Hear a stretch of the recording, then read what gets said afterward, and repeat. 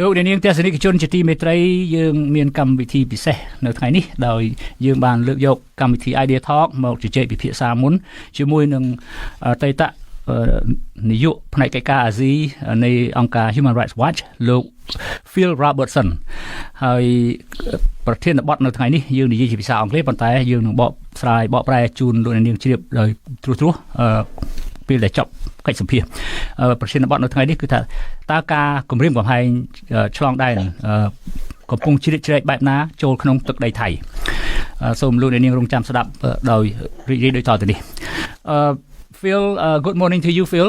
Welcome to Washington, D.C.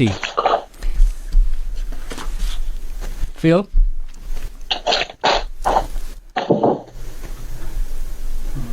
Good morning, Phil. Good morning. How are you? Pretty good. How are you? Welcome. Good to see you, my friend. I just want to... I'm sorry, I can't hear you. Okay. Now I can hear you now. Can you hear me? You okay? Please unmute your microphone. No. He's not muted. You hear him? I heard that. Yeah. Can you hear me now? Nope. Maybe you're not using the earphone. I don't have earphones. I hear you, Sarada. I hear you very clearly. Okay. But I can't hear Hassan. Oh. You can't hear me. Okay. Just a second.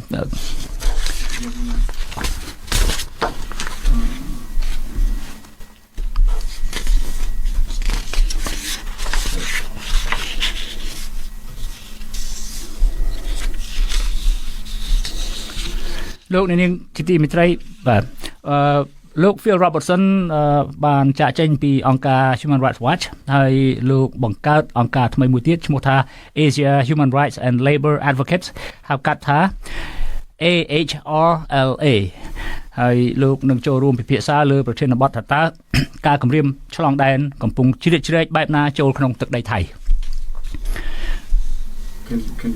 Can you hear me now, Phil? Yes, if you speak very closely to the microphone, yes, I can hear you. I cannot hear you now. Okay. Yeah, technical problems here. Sorry about that.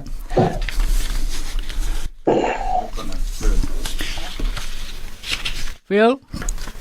Yes, I'm here. Okay. Now, okay, now I can hear you now. Can you hear me? No.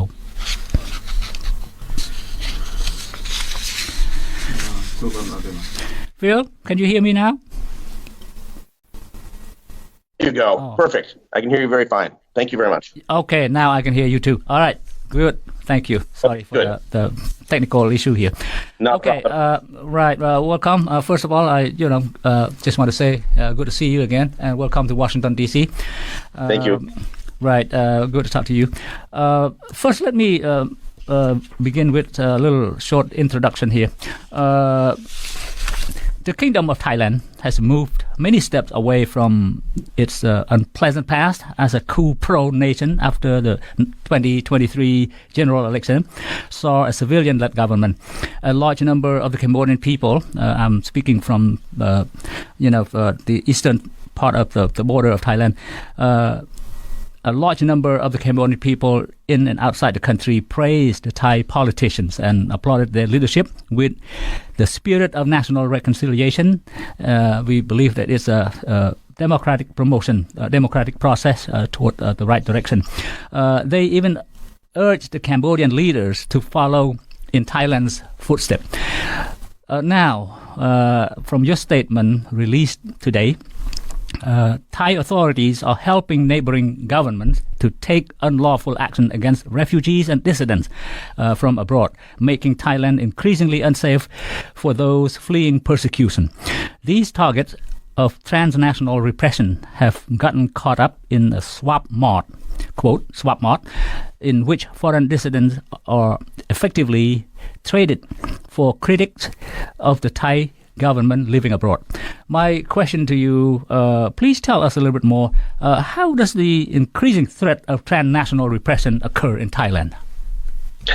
Well, this is a research that was done by Human Rights Watch looking at cases of people who are refugees and asylum seekers in Thailand who had fled to Thailand, and then were subject to a sort of swap mark between neighboring governments, and particularly at the time the military-controlled government of General Prayut Chan-o-cha, who later was made prime minister, first by the coup and then by an election that was not free and fair in 2019. The bottom line is that there is engagement between various governments, and we see this very clearly between Cambodia and Thailand, where Cambodia is asking Thailand to take action against certain people. And the Thai government, after considering that request, is agreeing to do so. Okay. And we see active collaboration between security forces and police from the Thai side and the Cambodia side. The case, for instance, of politician Tony Mon is one of the clearest cases we had, where he was a refugee recognized by UNHCR. He was shopping at the Big C Supercenter with his wife, and he was arrested by a group of special branch police out of uniform in Thailand. Was taken out. Thai police? Yes, Thai police, special branch police were taken by Thai police. He was taken to a car. He was handcuffed to his wife. Their phones were taken away. They were driven around for an hour or two, and then the group of Thai police met a group of Cambodian security officials in Thailand. And the Thais handed Tony Mon and his wife over, and they drove Tony Mon and his wife to Poi Phet. Yeah. They went across the border to Rania Pratet, and he was taken to Phnom Penh. This is active collaboration between two governments. A government in Cambodia that wants to repress activists from saying things about government, from criticizing the government, even when they're overseas, when they're in exile, and the Thai government. And what it shows is that Thailand has become less safe, or is no longer safe, for many activists. Okay. Most recently, for instance, when we had the visit of Hun Manet, who went to Thailand in early February, a number of Cambodian refugees recognized by UNHCR were arrested by the Thai authorities. And at a press conference, Prime Minister Seta Thavisin thanked the Cambodians for their cooperation, and was thanked in turn by Hun Manet for making sure that no one could disrupt the visit. I think what is happening here is that there is ongoing engagement between the Thai government and other governments, their neighboring governments, that's Laos, Myanmar, Cambodia, and Vietnam in particular, but others as well, to ensure that no one on Thai soil is able to criticize those governments. And that in some cases, action has been taken to send people back against their will in clear violation of international human rights law, because these people are refugees. They deserve to be protected. And if they are sent back to... But what did the UN do? Can the UN do anything for these people? Well, the UN... Sure. The UN is able to raise issues. They're able to raise concerns with the Ministry of Foreign Affairs and other parts of the Thai government. Yeah. But they also work with various different embassies, for instance, the U.S. Embassy, the EU delegation and its member states, Canada, Australia, others, to raise concerns with the Thai government to not send people back and to stop these raids and arrests at the behest of other governments. Yeah. It doesn't always work.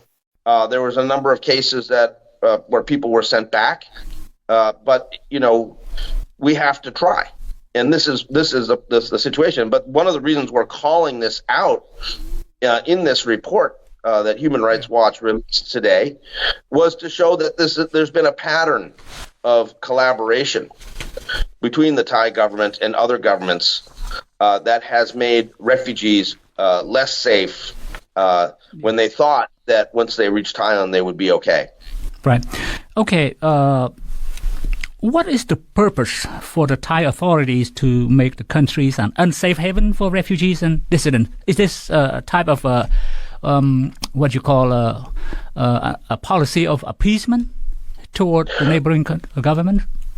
Well, I think that what you saw certainly with the military governments, with Prawit Wongsuwan in particular, who was deputy prime minister and is now the head of the Pracharat party in Thailand was that there were various different political favors being called in. There may have been provision of resources and other things to the Thai government. This is all very murky. But what is quite clear is that if a government during the military rule in Thailand wanted one of their dissidents, the people that they would call would be Prawit Wongsuwan and his staff. They were the ones who were working on this. And so various different things were received or got support received. Maybe it was favors to be granted later. And what we've seen is also, and this is very chilling, that Thai red shirt protesters who fled to Cambodia and fled to Laos subsequently were targeted and in some cases abducted and disappeared, in some cases murdered. And we know, at least in the case, for instance, of the DJ Koti, who was from Pathum Thani, who fled to Laos when he was taken, the two witnesses who were in the car with him, who were left by the side of the road, his friend and his wife, said that people abducted him were weapon-wielding masked men who were speaking Thai. Our operating consumption is that the Thai government sent a squad of soldiers, presumably with cooperation from the Laos government, because obviously the Lao government would not allow that to happen without their prior knowledge, to go take him. And he was taken and disappeared, and he's never been heard from again. We believe he was probably killed and his body dumped somewhere where it will never be found. Yeah. Okay. It's sad. Okay. I have seen reports from sources such as the Global Organized Crime Index, the Global Initiative Against Transnational Organized Crime, and the United States Institute of Peace. Perhaps you have seen them all too. They all point to many different criminal actors. These are big threats to Thailand. So why wouldn't it tackle the problems instead of engaging in swap mart, as you stated, as Human Rights Watch stated?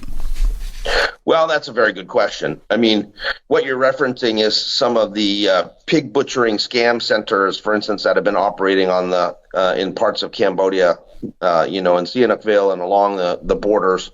Right. I mean, the bottom line is that those enterprises, which are being led by various foreign nationals with the collaboration and connivance of Cambodian officials, are making a ton of money. They're making massive amounts of money. These are hugely profitable, corrupt, illegal criminal enterprises, which have made billions of dollars. And, it's very easy to use some of those dollars to, for instance, bribe Thai officials to collaborate and cooperate with the scam centers and to not take a tough line. This case, what we've seen here with the swap mart, and this is what we've really focused on here, is that the people who are affected, both in Thailand and in neighboring countries, when there, for instance, were Thais fleeing to those neighboring countries, these people were recognized refugees. Yeah. And with refugee status, granted by the UNHCR, comes a certain set of rights, including primarily the right for protection and the right to not be sent back to their home country where they would face persecution. And so Thailand has been clearly violating its international human rights obligations by engaging in these kind of swap mart arrangements. And that is the thing that we are calling out today, that, we have governments like Vietnam, like Laos, like Cambodia, even Malaysia and places like Bahrain, who have engaged in transnational repression, who are trying to shut down overseas criticism and trying to reel in the various different critics who are saying things against the government. This is a real big problem and a growing problem in both Southeast Asia and across the world. But the other side of it is that also that these people are refugees, and Thailand's traditional stance of providing protection and providing refuge for refugees has been eroded. When we look at the situation with Cambodia, we're very concerned because it's very clear that Thaksin Shinawatra, who's the former prime minister, who's now back in Thailand, has a very close, tight relationship with former Prime Minister Hun Sen, now the head of the Cambodian People's Party and the head of the Cambodian Senate. And that this relationship between these two men and their families is something that is going to continue to allow Cambodia to ask Thailand for favors to try to shut down, arrest, and send back activists, whether they be from the Candlelight Party or the CNRP, or civil society activists who have fled to Thailand because they were facing persecution in Cambodia. And, it's now up to us and others in civil society, in international and in Thailand, to try to stop that. And that's what we're trying to do by publicizing what these governments have been doing behind the veil, behind the curtain, trying to keep it all quiet while they were cooperating together on these swap mart arrangements. Okay, I'd just like to continue focusing on this swap mart a little bit. Do the Thai authorities and the Cambodian authorities have taken this action of swapping dissidents and refugees? Are they based their action on the mutual treaties of extradition? Well, we have there's a fugitive agreement between Cambodia and Thailand. But these are refugees. They are not. I mean, they were not committing crimes of any sort. Well, that's right, and that's why they shouldn't be sent back. But there is some sort of secret treaty between Cambodia and Thailand that allows each of the sides to request their fugitives from the other. Yeah. And this is what is being used, as far as we know, as the legal basis for instance, Thailand to send people back. That Thailand says, we received a request from Cambodia. We received a warrant from Cambodia that these people had committed crimes, and therefore we're going to go and find them and send them back. This is the traditional Thai response, which is that, we've received some sort of legal warrant or something from a government which we have decided to execute on Thai soil by arresting these people. This is what happened in the case of Hakeem Al-Arabi, where Bahrain was, for instance, engaged in transnational repression trying to get that football player back. This was a very famous case. Okay. And they were, pursuing extradition. The problem is that these people are refugees. They cannot be sent back. Right. And Thailand is just conveniently ignoring that fact. So, these are the sort of murky arrangements, but we're not seeing those agreements or treaties or legal documents because, they're not making public. This is all happening behind closed doors. And for instance, we had the case of Ratmoni, the filmmaker, who was in prison for 2 years. This was connected to a Russia Today film that he was involved with. And he said very clearly when he was being detained that, while he was being detained, his jailers were talking about, who he was being traded for. That the Thais wanted a red shirt person who had fled to Cambodia, and there was some sort of agreement that, that person was going to be traded for the favor that was done by Thailand by arresting Ratmoni in front of the Netherlands embassy and sending him back to face a prison sentence in Cambodia. And he ended up serving a 2-year prison sentence for something that was frankly not a crime and was completely politically motivated and bogus. Right. Okay.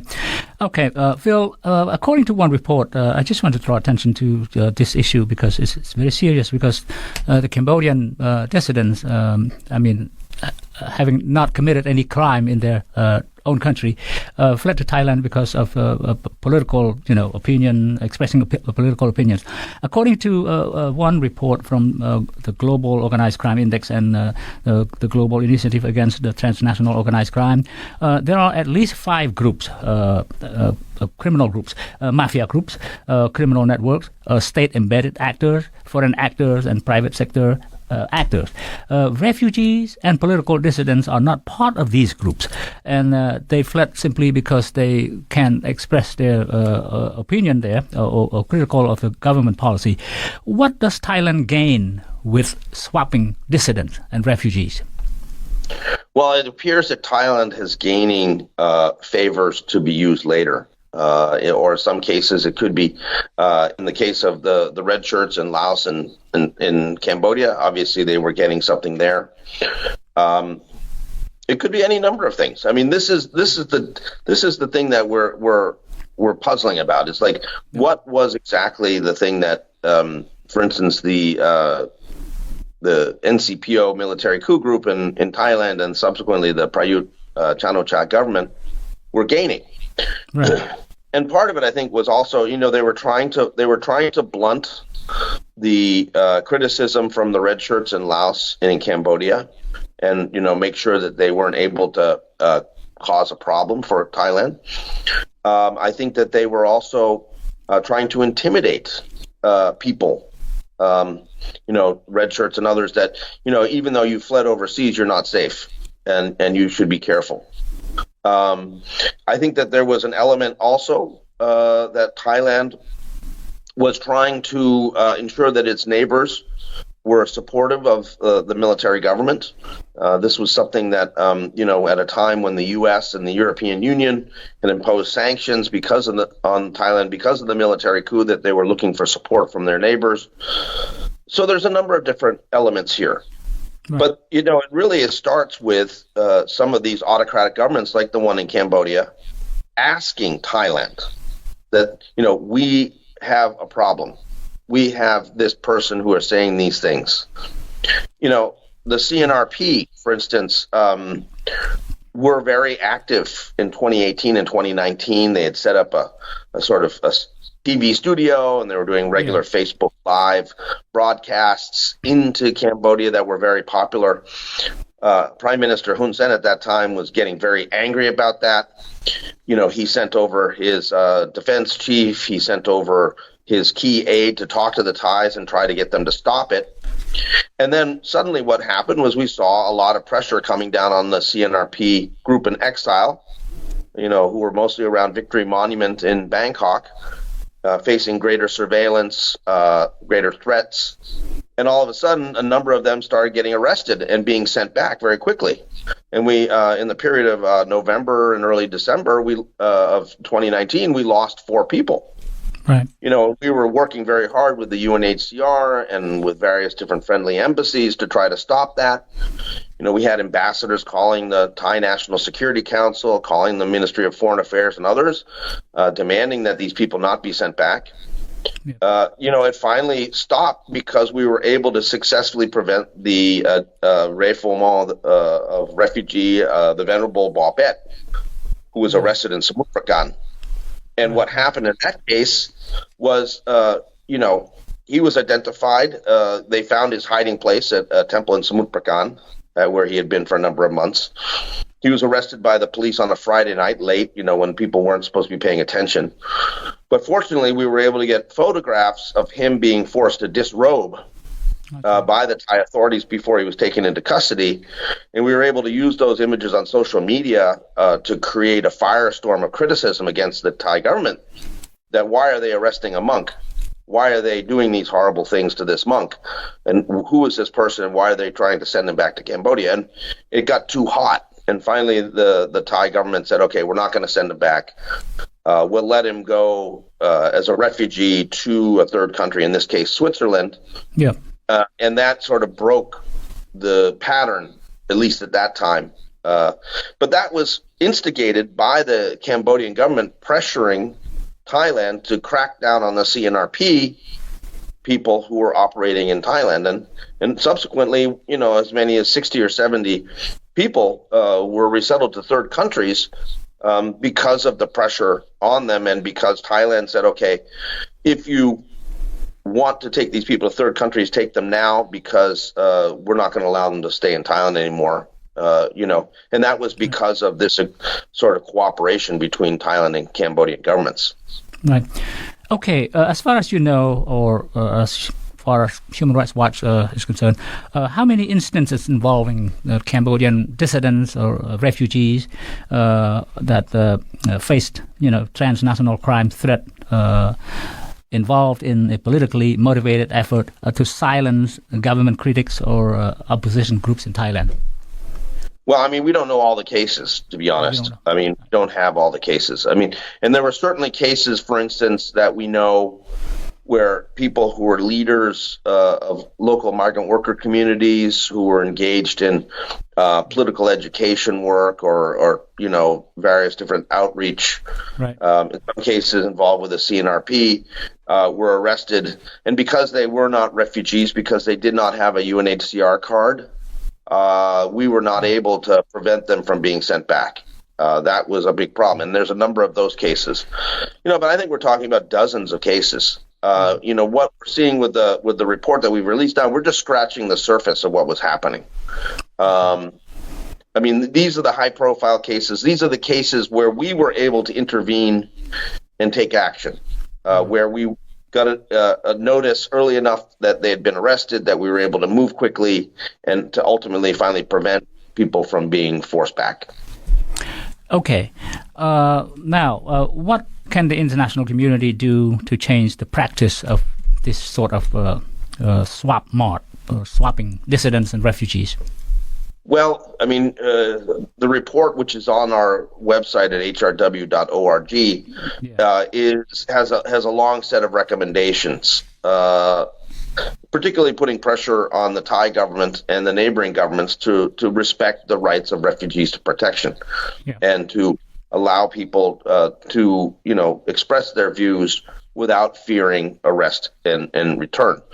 What we're hoping is that the SETA, Prime Minister Seta's government, will investigate what happened during the period of time that the military was in charge in Thailand, and that they will hold accountable those who were responsible for these swap marts arrangements and sending people back. Right. We want them to, break the pattern, and stop the cooperation that we started to see in February, where we had, that cooperation of arresting Cambodian dissidents in early February, right as a couple days before Hun Manet arrived in Bangkok. Yeah. That is very worrisome. And, we are very concerned that with the influence of Thaksin Shinawatra, who, is going to be fully released from his criminal conviction in August, and will play an increasingly assertive role in the Pheu Thai-led government in Thailand, that we will see more of these sort of cooperative arrangements between the Hun family and the Shinawatra family, and that would be very worrisome. So, we're trying to demand that there be an end to this kind of persecution of refugees, that, Thailand allow people to seek refuge, and they allow UNHCR to do their job, and they allow these people to leave, if they want, to third countries, according to the arrangements made by the U.S., Australia, Netherlands, and others. Right. That's what everybody thought.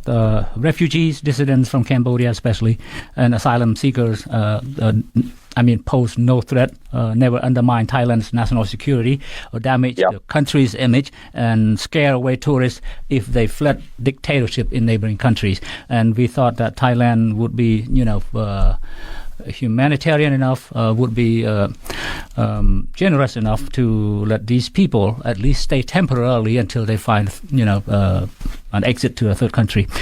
Okay, Phil, I just want to ask you some personal question here.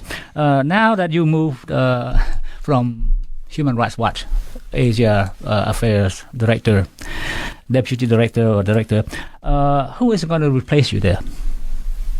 Well, there's a team that's still there. The team is still there. Okay. Yeah, there's a team still there. There's another deputy director who's moved over. There's been, I don't know if you're aware of it, but there's been a reduction in force in Human Rights Watch. Okay. So I agreed to basically go back to what I was doing before Human Rights Watch, was doing consulting work and working with various different groups and organizations to help them build their capacity and build their ability to do more work and more effectively, protect the human rights of various people. Right. So, that's what I'm going to go back to. Human Rights Watch will still continue to be very active in this space. Okay. They'll continue to do a lot of work on protection of refugees. And I think that, there's a lot of different ways, a lot of different people who have to help. Right. It takes a village to really sort of stop these kind of actions against refugees and asylum seekers. And that's what we've seen. There's now a sort of a network of NGOs working on issues related to transnational repression in Cambodia, where several years ago there wasn't. It was just us.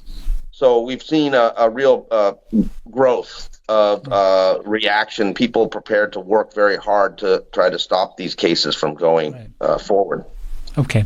Now, in your new line of work with this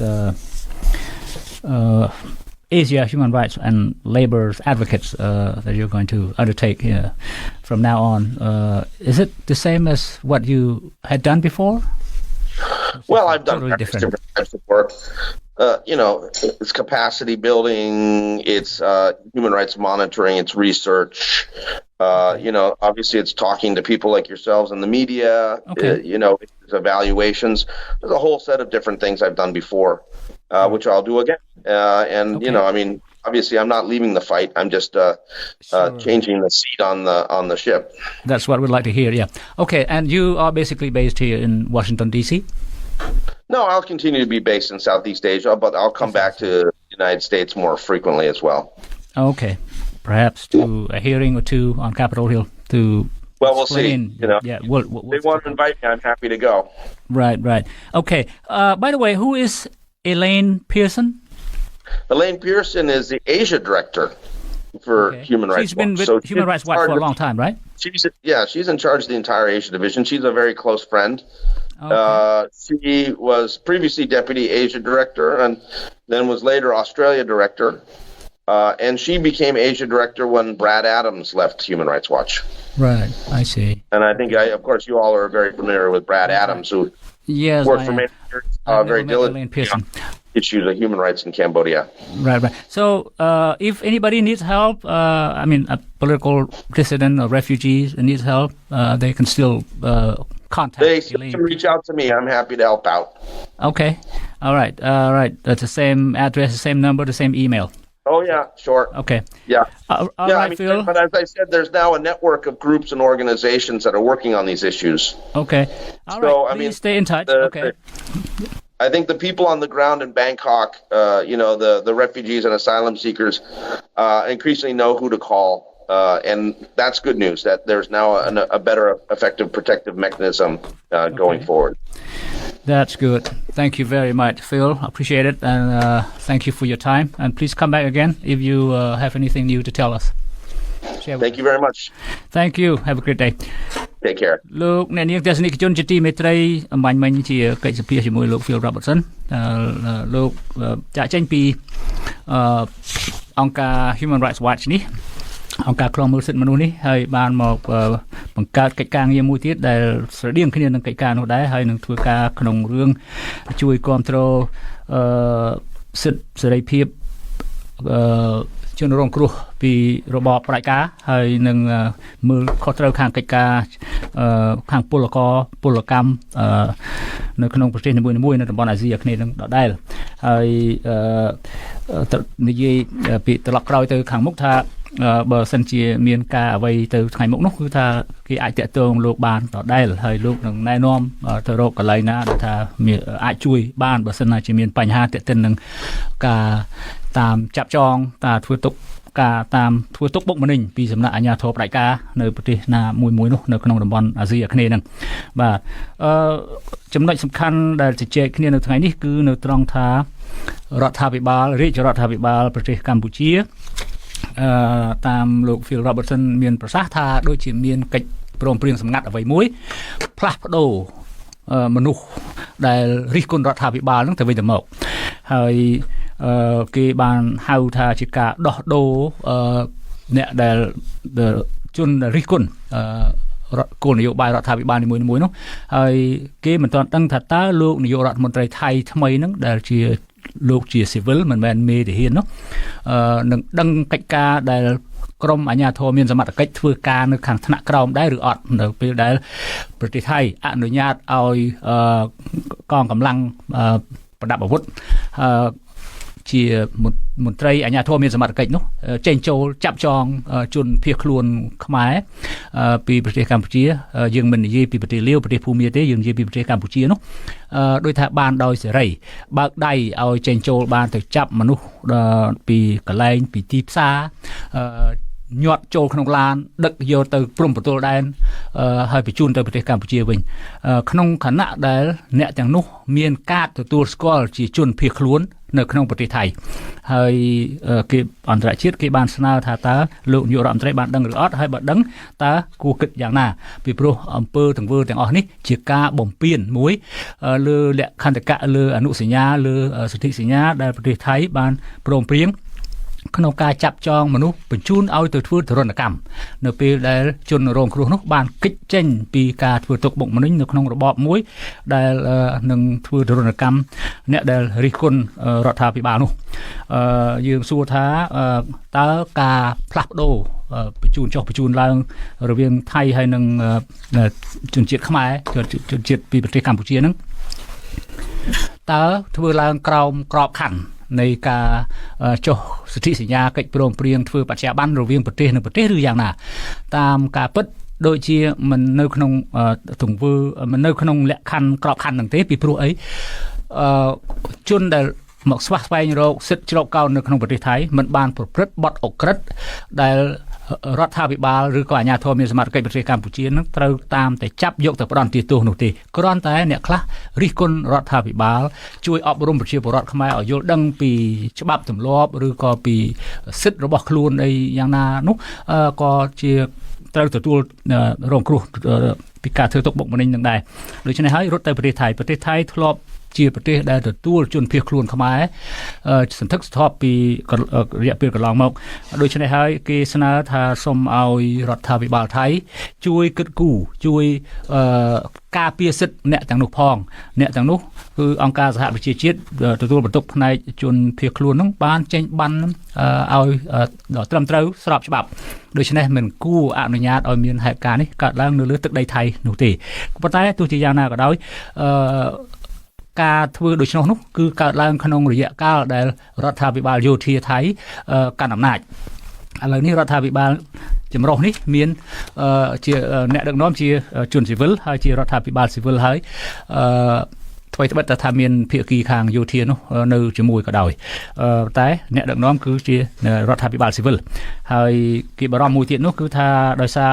លោកអតីតនាយករដ្ឋមន្ត្រីថាក់សិនឈិនវត្តនឹងដែលមានតំណែងទំនងជិតស្និទ្ធជាមួយនឹងត្រកូលហ៊ុននោះលោកវិលត្រឡប់ទៅហើយនឹងរួចទោសទណ្ឌទៅទៀតនោះគឺថាដានចាស់អាចនឹងវិលត្រឡប់ទៅដានចាស់វិញទង្វើទាំងឡាយដែលកើតមាននៅក្នុងរបបគាត់នៅក្នុងសម័យគាត់កាន់អំណាចនោះគឺថាមានការចាប់ចងលោកលើកឧទាហរណ៍តាំងពីប្រសង់ឡើងផ្សឹកចេញទាំងខុសក្បួនខ្នាតខុសវិន័យធម៌ប្រពុតដូច្នេះហើយរឿងទាំងអស់នេះសិតតែជារឿងរំលោភសិទ្ធិមនុស្សហើយដែលសហគមន៍អន្តរជាតិគួរតែជួយប្រាប់ទៅរដ្ឋាភិបាលថៃដាក់សម្ពាធដោយប្រការណាមួយសូមឲ្យឈប់នៅទង្វើអស់នោះជួយការពារសិទ្ធិជនភៀសខ្លួននិងអ្នកដែលគ្រាន់តែសម្ដែងមតិជំទាស់ប្រឆាំងហើយហេតុការណ៍ទាំងអស់នេះកាន់តែកើតឡើង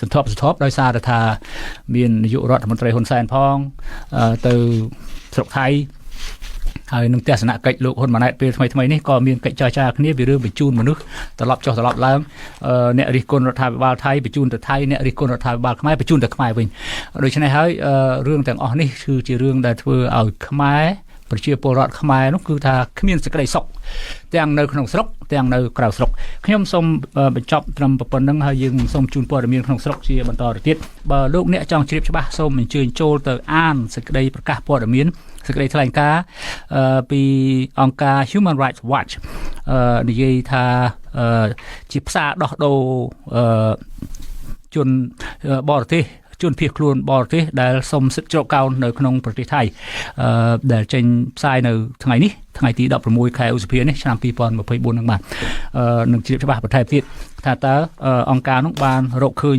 អ្វីខ្លះក្នុងការអនុវត្តកិច្ចព្រមព្រៀងជាមួយនឹងប្រទេសកម្ពុជា បាទលោកថាមានច្រើនករណីប៉ុន្តែលោកមិនអាចចាំបានថាមានចំនួនប្រមាណពិតប្រាកដទេយើងខ្ញុំសូមថ្លែងអំណរគុណលោកអ្នកនាងដែលបានខិតខំចំណាយពេលវេលាតាមដានស្ដាប់ទស្សនាកម្មវិធីផ្សាយរបស់យើងសារព័ត៌មានThe Cambodia Daily តាមបណ្ដាញសង្គម Facebook ហើយយើងនឹងវិលមកជួបលោកអ្នកនាងទៀតនៅថ្ងៃស្អែកប្រសិនបើលោកអ្នកនាងមានសំណួរយោបល់សូមសរសេរទៅកាន់កម្មវិធីផ្សាយរបស់យើងតាមអាស័យដ្ឋានwww.facebook.com/withoutfearorfavorkh យើងខ្ញុំសូមជូនពរលោកអ្នកនាងឲ្យបានប្រកបតែសេចក្តីសុខសេចក្តីចម្រើនគ្រប់ទិវារាត្រីខ្ញុំបាទហាសានសូមអរគុណនិងសូមជម្រាបលា